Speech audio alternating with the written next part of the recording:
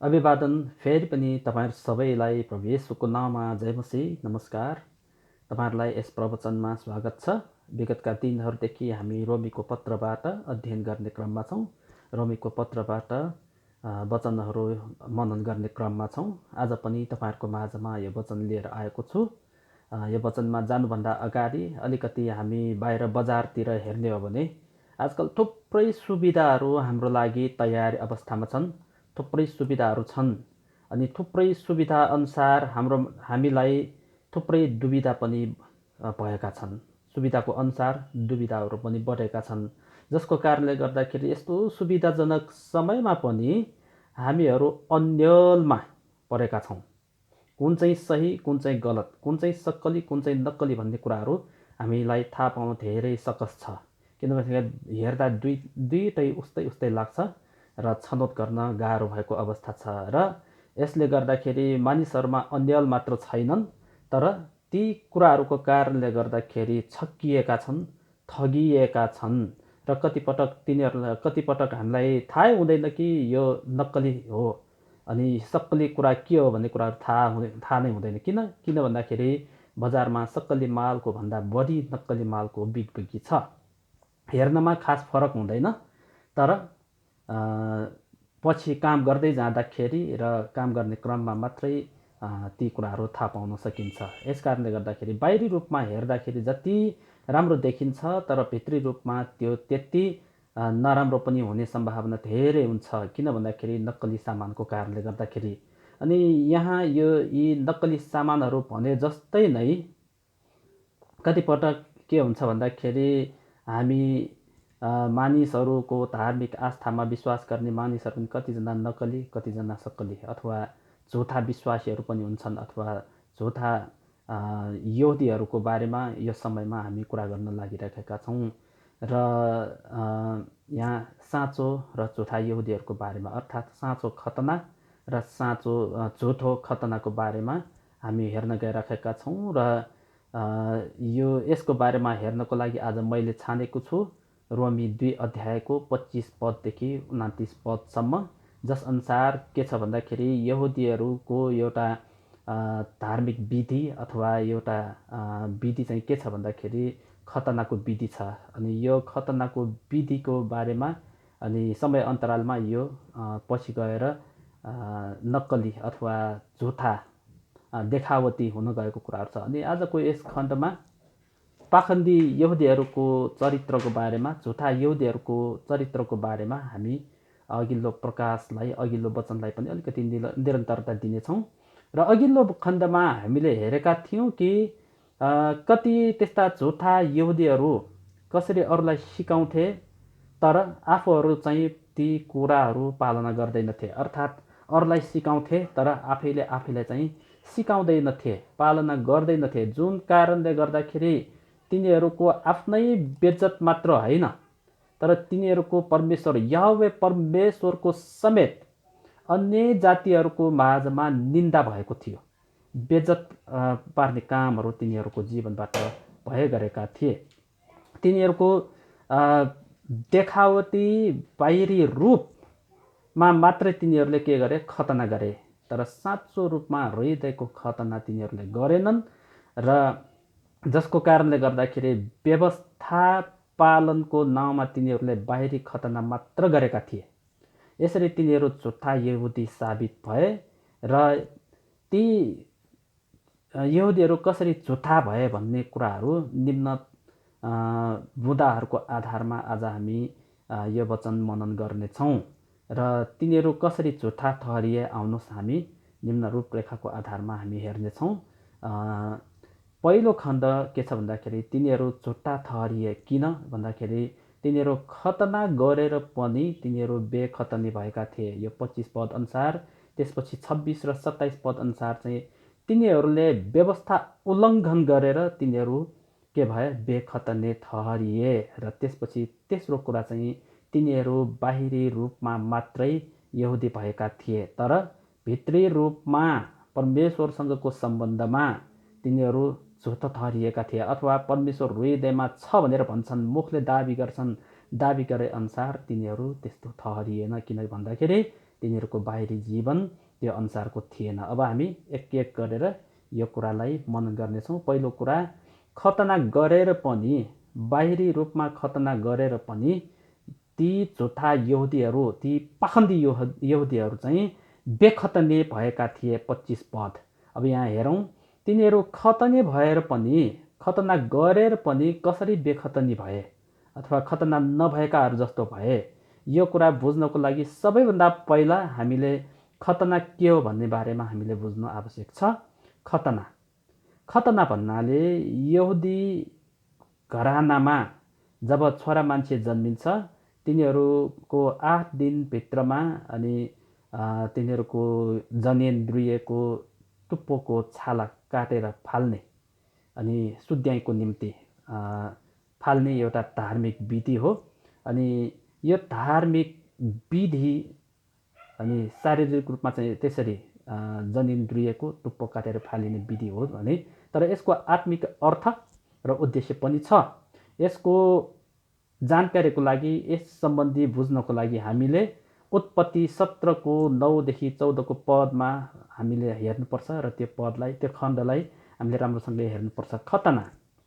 खतना परमेश्वरले अब्राहम र तिनका सन्तानहरूसँग बाँध्नु भएको करारको चिन्ह थियो।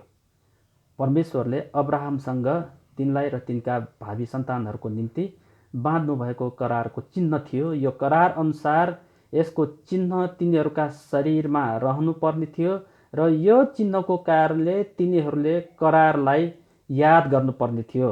परमेश्वरको प्रेमलाई याद गर्नुपर्ने, परमेश्वरको प्रतिज्ञालाई, करारलाई याद गर्नुपर्ने थियो र करार सम्झँदाखेरि तिनीहरूले अब्राहमलाई परमेश्वरले उहाँको अगाडि हिँड्नुपर्ने र निर्दोष भएर बस्नुपर्ने थियो। अब्राहम लाई जुन करार बाँधिएको थियो, त्यो करार अनुसार परमेश्वरको सामु अब्राहम र तिनका सन्तानहरूले चाहिँ के गर्नुपर्ने थियो? परमेश्वरको अगाडि निर्दोष भएर हिँड्नुपर्ने थियो। अनि यसो गर्नाले परमेश्वर र तिनीहरूका बीचमा भएको त्यो करार पक्का हुने थियो र त्यो करार पक्का भए अनुसार परमेश्वरले तिनीहरूलाई आशिष दिनुहुने थियो र तिनीहरूको अत्यन्तै वृद्धि गराउनु हुने थियो। यो 17 अध्यायको 1 र 2 पदमा हामी हेर्न सक्छौँ। अनि तर समय अन्तरालसँगै समय बित्दै जाने क्रममा भएछ के भन्दाखेरि, तिनीहरूले करारमा भएको आशिषका कुराहरूलाई चाहिँ दाबी गरे, आफूलाई फाइदा लागेका कुराहरू चाहिँ दाबी गरे, आफ्नो मनलाई जस्तो राम्रो सोचाइ आउँथ्यो त्यो अनुसार चाहिँ तिनीहरूले दाबी गरे, तर त्यो दाबी अनुसार तिनीहरू चाहिँ के गरेनन्? हिँडेनन्। व्यावहारिक जीवनमा तिनीहरूले त्यो कुराहरू अपनाएनन्। अनि नाममाथि तिनीहरूले इज्जतमाथि दाबी गरे, तर काम चाहिँ त्यस अनुसार गरेनन्। तिनीहरूले भनौँ न, तिनीहरूले अघि नै भनेअनुसार तिनीहरूले त्यो व्यवस्थाका कुराहरू, त्यो नियमका कुराहरू, खतना सम्बन्धी जति पनि विधिका कुराहरू अरूलाई सिकाए, तर आफूहरूले चाहिँ लागू गरेनन् अथवा गर्न त गरे तर शारीरिक रूपमा मात्रै, रीतिविधि पुर्याउनु पर्ने तरिकाले मात्रै तिनीहरूले गरे। अनि व्यवस्था पालन गर्नुपर्ने थियो तर व्यवस्था पालन गरेनन्, तर नियमहरूलाई चाहिँ एकदमै उनीहरूले प्राथमिकतामा राखे तापनि आफूले गर्नु पर्यो भने त्यो गरेको थिएन। यस्तो कुरा कतिपटक हामी देख्न पाइन्छ धेरै पटक।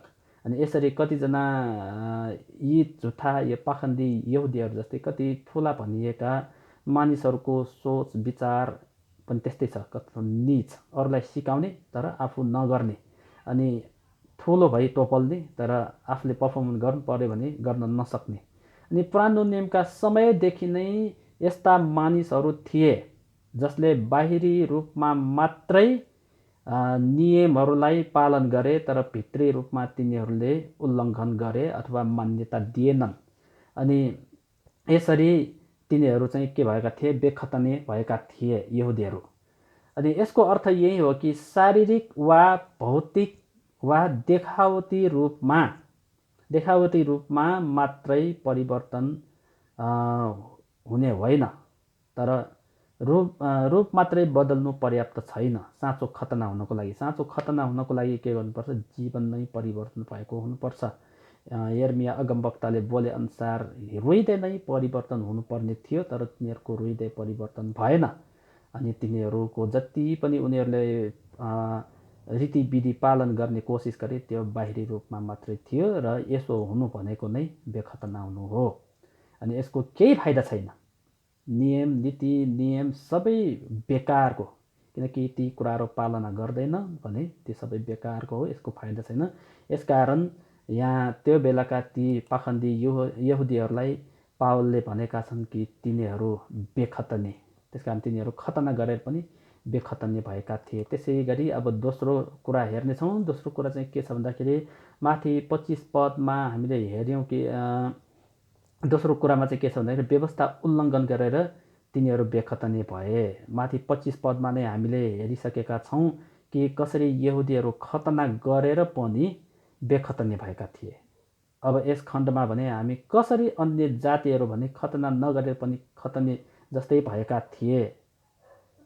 उनीहरूले खतना नगरेर पनि कतिपटक यो खतना नगरेर पनि खतना गरेका जस्तै व्यवस्थामा उनीहरू व्यवस्था पालन गर्ने कुराहरू गरेका थिए भने यो एउटा हाइपोथेसिस होइन, त्यो आधारमा हामीले हेर्न सक्छौँ। यहाँ पावलले यो कुरा स्पष्ट पार्नको लागि भनेको कुरा हामीले मनन गर्नुपर्छ, जस अनुसार के छ भने शारीरिक खतना नगरे पनि अथवा अङ्ग कटाइ नगरे तापनि यदि कसैले वा अन्य जातिले व्यवस्था पालन गर्छ वा व्यवस्था पालन गरेका जस्तै व्यवहारिक जीवन छ भने, तिनीहरूले व्यवहारिक जीवन व्यतीत गरेको छ भने बरु तिनीहरू चाहिँ साँचो ठहरिन सक्छ अथवा साँचो खतनाका हुन् भनेर त्यहाँ भनिएको कुराहरू छ। बरु तिनीहरू नै निर्दोष ठहरिनेछन्। तर शारीरिक रूपमा खतना भएर पनि व्यवहार भने त्यो अनुसार छैन अथवा व्यवहार चाहिँ सुधारेको छैन भने रीतिविधि मात्रै पुरा गरेर के हुने छैन, तिनीहरू परमेश्वरमा स्वीकार योग्य ग्रहण योग्य हुने छैन, तिनीहरू के हुनेछन्, दोषी ठहरिनेछन् भनेर यहाँ भनिएको कुराहरू छ। जसरी यहुदीहरू शारीरिक खतना भएर पनि आत्मामा भने बेखतने थिए, त्यसै गरी तिनीहरू कसरी बेखतना भए, खतना गरेर पनि भन्ने बारेमा यहाँ तेस्रो कुरा चाहिँ के छ भन्दाखेरि तेस्रो कुरामा यहाँ तिनीहरू बाहिरी रूपमा मात्रै यहुदी भए, बाहिरी लुगा लाउने कुरामा होइन, व्यवस्था पढ्ने कुरामा, अनि चोकमा बसेर ठुल्ठुलो स्वरले प्रार्थना गर्ने कुरामा, अरूलाई देखाउने कुरामा मात्रै तिनीहरू यहुदी थिए। तर भित्री रूपमा व्यवस्थालाई मनन गरेर व्यवस्था अनुसार उनीहरू जिएका थिएनन्। बाहिरी रूपमा मात्रै तिनीहरू जिएका थिए, पर्फर्मेन्स गरेका थिए। अब यस खण्डमा यो खण्डको यो अन्तिम बुँदा हो। अनि यस खण्डको अन्तिम खण्डमा स्पष्ट रूपमा पावल के भन्दैछन् भन्दाखेरि साँचो यहुदी बाहिरी शारीरिक कुरा होइन, यो त भित्री कुरा हो, यो त हृदयको कुरा हो। बाहिरी रूपमा मात्र यहुदी हुनुको केही मतलब छैन, अर्थ छैन। भित्री हृदयको परिवर्तन बिना कोही पनि साँचो यहुदी हुन सक्दैन। अब्राहमको सन्तान हो, फलानाको सन्तान हो, यस्तो हुँ उस्तो हुँ, यस्तो प्रिभिलेज पाएको भनेर दाबी मात्रै गरेर केही पनि हुँदैन। बरु यहुदी नै नभए पनि व्यवस्था अनुसारको व्यवहार छ भने त्यो मानिस चाहिँ परमेश्वरमा ग्रहण योग्य छ भन्ने कुराहरू यहाँ पावलले तर्क गरिराखेको कुराहरू छ र तिनीहरूलाई गाली गरिराखेको कुराहरू छ। किनकि परमेश्वर बाहिरी आवरणमा होइन तर भित्री आवरणमा हेर्न उहाँ रुचाउनुहुन्छ। भित्री आवरण शुद्ध भएको उहाँ हेर्न रुचाउनुहुन्छ। जब भित्री आवरण शुद्ध हुन्छ तब बाहिरी आवरण पर्फर्मेन्स राम्रो हुन्छ। उहाँ बाहिरी तडक भडकलाई होइन तर भित्री शुद्धता हेर्न चाहनुहुन्छ। अनि त्यही भएर त्यही अनुसार व्यवहार गरेको उहाँ चाहनुहुन्छ। त्यसकारण जसको शुद्ध हृदय छ त्यस्तो मानिसको प्रशंसा मानिसले गरोस् या नगरोस् तर परमेश्वरले चाहिँ पक्कै पनि गर्नुहुन्छ भन्ने कुराहरू यहाँ लेखेको कुराहरू छ। यी तीनवटै बुँदाहरूले साँचो यहुदी र झुठा यहुदी बीच स्पष्ट अन्तर देखाएको छ। साँचो यहुदी त्यही हो जोसँग परमेश्वरको करार छ, जो त्यो करार अनुसार भित्री हृदयदेखि नै परिवर्तन भएको छ र परिवर्तन अनुसारको व्यवहार छ। त्यस कारणले नयाँ नियममा पनि तिमीहरूको पश्चाताप सुहाउँदा फल फल भनेर बप्तिस्मा दिने यूहन्नाले बारम्बार कराएको कुराहरू छ। यो अगमवक्ताहरू यसरी कराउने कुराहरू नयाँ नियममा मात्र होइन, नयाँ नियममा येशू ख्रीष्टले पनि शास्त्री फरिसीहरूलाई गाली गर्नुभएको कुराहरू यत्तिकै होइन। यो पुरानो नियमदेखि नै ठुल्ठुलो अगमवक्ताहरूले होइन, व्यवस्थाको किताबमा पनि त्यही हृदयलाई नै बढी फोकस गरेको कुराहरू पाइन्छ। एर्मियाले पनि हृदयलाई नै बढी फोकस गरेको कुराहरू छ। त्यस कारणले गर्दाखेरि बाहिरी रूपमा अङ्ग कटाइ गरेर मात्रै अथवा शरीरको कुनै भाग त्यसरी काटेर मात्रै चाहिँ साँचो यहुदी हुने होइन, चिन्ह मात्रै लगाएर त्यसरी यहुदी हुने होइन भनेर त्यहाँ भनिएको कुराहरू छ र पावलले यही कुरा यहाँ गरिराखेको छ। र त्यसकारण साँचो खतना लिखित व्यवस्था होइन, तर मन र हृदयको परिवर्तन हो। अब यसले भन्नु खोजेको के कुरा हो, यसको अर्थ के छ भन्ने कुराहरू यसलाई बुझ्नको लागि निम्न 7 बुँदाहरू हामीले हेर्नुपर्ने हुन्छ। र निम्न 7 बुँदामा प्रिन्सिपलको रूपमा त्यसलाई लिन सकिन्छ। त्यसमा भनिएको छ कि परमेश्वरले मानिसहरूको न्याय गर्नुहुँदाखेरि तलको यो रोमी 2 अध्यायमा 7वटा सिद्धान्तहरू त्यहाँ लेखेको कुरा छ, जसलाई चाहिँ यो विलियम नेवेल भन्ने व्यक्तिले 7वटा सिद्धान्तलाई यसरी प्रतिपादन अथवा पत्ता लगाएको कुरा अथवा उसले एक्सपोज गरेको कुरा यहाँ पाउँछौँ। त्यसमा चाहिँ के भनेको छ भन्दाखेरि ती 7वटा कुराहरूमा 7वटा प्रिन्सिपलको रूपमा लिनु पर्दाखेरि पहिलो प्रिन्सिपल चाहिँ के छ भन्दाखेरि परमेश्वरको न्याय सत्यताको आधारमा हुन्छ। मानिसहरूले आफूले चाहेको अनुसारमा होइन, सत्यताको आधारमा, परमेश्वरले तोक्नु भएको सत्यताको आधारमा God's judgement is according to truth भनेर रोमी 2:2मा तपाईँले हेर्न सक्नुहुन्छ। दोस्रो प्रिन्सिपल सञ्चित अथवा थुप्रिएको दोषको आधारमा, मानिसहरूले जतिसुकै म निर्दोष छु भने तापनि उसले गरेका भुल गल्तीहरू सबै थुप्रिएको हुन्छ अथवा रेकर्डेड हुन्छ। अनि यो दोषको आधारमा पनि त्यस कारणले गर्दाखेरि God's judgement is according to accumulated guilt भनेर यो रोमी 2:5मा लेखेको कुरा छ। तेस्रो कुरा उसको कार्य वा कर्म अनुसार भन्नाले त्यो भाग्यवादको कर्म होइन कि उसले गरेको कामको आधारमा पनि मानिसको के हुन्छ, न्याय हुन्छ, परमेश्वरले न्याय गर्नुहुन्छ भन्ने तेस्रो प्रिन्सिपल हो भने चौथो प्रिन्सिपल चाहिँ परमेश्वर पक्ष नगरिकन न्याय गर्ने हुनुहुन्छ। उहाँले निष्पक्षताको आधारमा न्याय गर्नुहुन्छ। God's judgement is without partiality Romans 2:11मा छ भने, त्यसै गरी उसले व्यवस्था पालन गरेका कुराहरूको आधारमा न कि ज्ञानको आधारमा। व्यवस्था पालन गरेको छ भने हो न्यायमा आउनु पर्दैन, तर ज्ञान मात्रै हासिल गरेको छ भने त्यो न्याय, तर त्यसअनुसार व्यवहार छैन भने उसले के गर्नुपर्ने हुन्छ, न्यायमा आउनु पर्ने हुन्छ भनेर यो 2:13मा छ।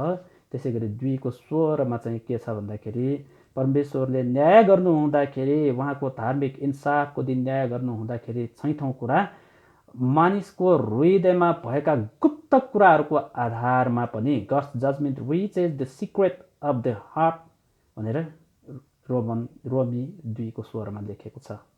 अनि अन्तिम चाहिँ कुरा के छ भन्दाखेरि सत्यता र वास्तविकताको आधारमा न्याय हुन्छ, न कि उसको धार्मिक पेसाको आधारमा होइन, धर्म मनाएको धर्म गरेको अनि आधारमा होइन, तर सत्यता र वास्तविकताको आधारमा परमेश्वरले धार्मिक न्याय गर्नुहुन्छ भन्ने कुराहरू यहाँ लेखेको कुरा छ। त्यस कारणले गर्दाखेरि परमेश्वरले साँचो यहुदी र झुटो यहुदी त्यहाँ उनीहरूले व्यवस्था पालन गरेको र नगरेको आधारमा छुट्याउने कुरा यहाँ पावलले गरिराखेको छ। अब निष्कर्षमा के भन्न सकिन्छ त?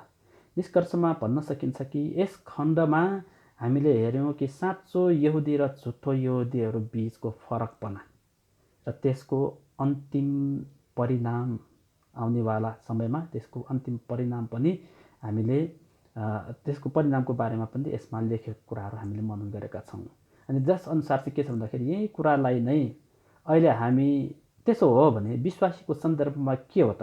अहिलेको विश्वासीहरूको सन्दर्भमा यही कुरालाई विश्वासीको सन्दर्भमा हेर्ने हो भने आज हामी जस्ता धेरै विश्वासीहरूलाई यो वचनले धेरै चुनौती दिएको छ, धेरै चुनौतीपूर्ण छ। किन? कति धेरै विश्वासीहरू, कतिपटक विश्वासीहरू रीतिविधिमा मात्रै सीमित भएको कुराहरू छ। मण्डलीका विधिहरू साँचो रूपमा मान्यता तिनीहरूले दिएका छैनन्। किन गर्दैछु, के को लागि गर्दैछु भन्ने मान्यता छैन, तर आफ्नो लागि मात्रै ती कुराहरू। अनि साँचो रूपमा विश्वासीहरू अहिलेसम्म पनि परिवर्तन, कति विश्वासीहरू परिवर्तन नभएका विश्वासीहरू पाइन्छन्, विश्वासीहरू हुन्छन्। अनि साँचो रूपमा परिवर्तन भएका छैनन् त्यस्ता विश्वासीहरू। अनि मण्डली त आउँछन्, त्यस्ता विश्वासीहरू मण्डली त आउँछन्, तर मनभित्र प्रभुको बास हुँदैनन्। प्रभु बिना मण्डली आउँछन्, प्रभु बिना नै मण्डलीबाट बाहिर जान्छन् अथवा भनेको मतलब जस्तो आयो त्यस्तै। अनि कुनै परिवर्तन छैन। मण्डली त आइराखेको हुन्छ, रीतिविधि त पुरा गरिराखेको हुन्छ होइन। अनि प्राथमिक तिनीहरूको हृदयको प्राथमिकतामा प्रभु पर्नुहुन्न। तिनीहरूको हृदयको प्राथमिकतामा मण्डली त आउँछन्, विभिन्न उद्देश्यले मण्डलीभित्र प्रवेश गरेको हुन्छ। त्यस कारणले गर्दाखेरि हृदयको ठाउँ, अनि प्रभु, तिनीहरूको हृदयको ठाउँ के हो? प्रभुको कुराले होइन, अरू नै थोकले ओगटेको हुन्छन् त्यस्ता विश्वासीहरू, त्यस्ता परिवर्तन नभइसकेका विश्वासीहरू। यो भन्दै गर्दाखेरि कतिजनालाई चित्त दुख्न सक्छ, तर यदि साँचो हुनुहुन्छ, कोही विश्वासी साँचो हुनुहुन्छ भने यो कुराले अझ उत्साह मिल्नुपर्छ। यदि कसैलाई यो व्यक्तिगत रूपमा यस्तो भन्यो उस्तो भन्यो जस्तो लागेको छ भने यो चाहिँ तपाईँ हामीले साँचो रूपमा सोच्ने यो एउटा समय हो। त्यस कारणले गर्दाखेरि झुठा यस्ता पाखण्डी विश्वासीहरू कतिपटक के हुन्छ, बप्तिस्मा त लिन्छन् तर आफ्नै व्यक्तिगत प्रयोजनको लागि मात्र, जस्तो कि बिहे गर्नको लागि, अनि एउटा प्रमाणपत्र पाउनको लागि, एउटा चिन्ह पाउनको लागि, त्यस्तो मात्रै। अनि कतिजनाले बप्तिस्मा लिन्छन् के को लागि भन्दाखेरि परिवारकोले भनेर मात्रै। अनि कहीँ कतै आफू, कतिजनाको भित्री चाहना के हुन्छ, आफू हाइलाइटमा आउनको लागि अथवा कुनै अपर्च्युनिटी पाउनको लागि पनि बप्तिस्मा लिने कुराहरू। अनि त्यसै गरी प्रभु भोजमा त कतिपटक सहभागी हुन्छन् बप्तिस्मा लिएको आधारमा, तर साँचो पश्चाताप गरेकै हुँदैन। अनि प्रभुको मृत्युको सम्झना गरेकै हुँदैन। आफ्नो रहर चाहिँ पुरा गरेको हुन्छ, आफैलाई जाँच गरेकै हुँदैन। बस रोटी र दाख रस लियो, खायो, पियो, विधि पुरा गर्यो। न त क्षमा माग्छन्, न क्षमा दिन्छन्, न त जीवन परिवर्तन हुन्छन्, न सङ्गतिमै मन लगाएर बस्छन्। त्यस कारणले गर्दाखेरि यहाँ कतिपटक त्यसपछि यो आफ्नो सामु आएको प्रभु भोज ग्रहण गर्छन्, खान्छन्, दाख रस र रोटी खान्छन्, तर त्यसको अर्थ तिनीहरूले बुझेको हुँदैन अथवा त्यसको अर्थको मतलब राखेको हुँदैन। अनि साँच्चै माथि यो झुठा यहुदी र साँचो यहुदी भने जस्तै नै, साँचो खतना र झुठा खतना भने जस्तै नै आज तपाईँ हाम्रो एउटा विश्वासीको हैसियतले सोच्ने हो भने हामी कति साँचा छौँ, कति झुठा छौँ, यो एकदमै चुनौतीपूर्ण प्रश्न हाम्रो लागि छ। अनि यस्ता थुप्रै कुराहरू होइन, बाहिरी पर्फर्मेन्सको कुराहरू मण्डलीभित्र चाहिँ विकृतिको रूपमा मौलाइराखेको कुराहरू छ। अनि यो एकदमै चुनौतीपूर्ण कुरा छ। अनि सबै विधि त पालना भइराखेको छ, भयो, तर व्यवहार भने सुध्रेको छैन, सुधारेको छैन। अनि यस्तो पाराले के तपाईँ हामी साँचो विश्वासी ठहरिन सक्छौँ त? के यस्तो आचरणले हामी प्रभुको नजरमा ठिक ठहरिन सक्छौँ त? के यस्तो व्यवहारबाट तपाईँ हाम्रो साक्षी बाहिरको मानिसहरूको माझमा हाम्रो साक्षी कस्तो हुन्छ?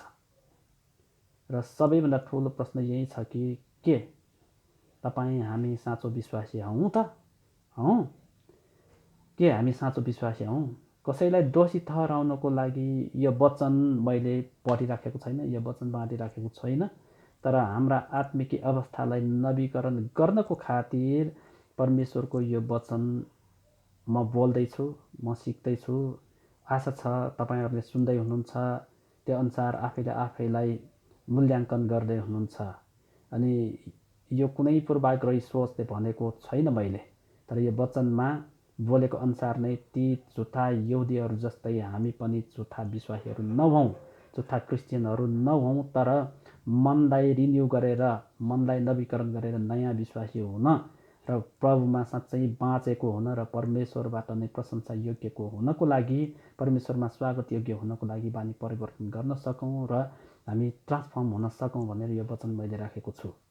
कृपया आफ्नो आफ्नो आफ्नो आत्मिकी अवस्थालाई एकपटक ध्यान दिएर निहालौँ र परमेश्वरमा ग्रहण योग्य छौँ कि छैनौँ, यस वचनअनुसार एकपटक आत्ममूल्याङ्कन गरौँ। परमेश्वरले तपाईँ हामी सबैलाई यस वचन सुनाइमा आशिष दिनुभएको होस्।